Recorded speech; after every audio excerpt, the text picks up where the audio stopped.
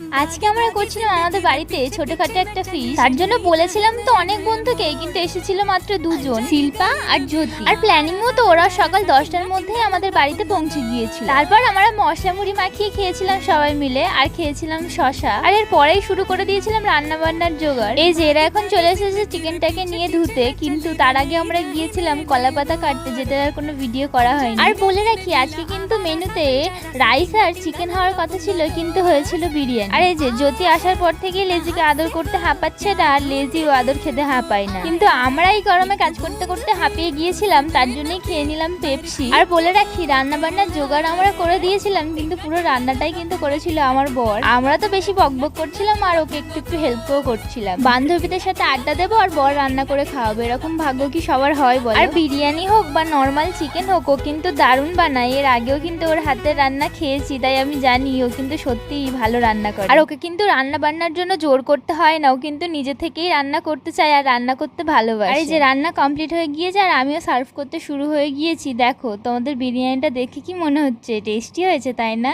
সত্যিই অনেক টেস্টি হয়েছিল। আমাদের রান্না বান্না শেষ হয়ে খেতে খেতে ওই বিকেল 3টে বেজে গিয়েছিল। আর তাই তো সবার অনেক খিদে পেয়ে গিয়েছিল, আর খিদের মধ্যে এরকম বিরিয়ানি পেলে আর কি চাই বলো? জানি যাদের আজকে আসার কথা ছিল তারা না এসে কতটা মিস করেছে, এই ভিডিওটা দেখলেই বুঝতে পারবে। আমাদের কি, আমরা খাওয়া দাওয়া করি। চলো দেখা হবে নেক্সট ভিডিওতে। টাটা।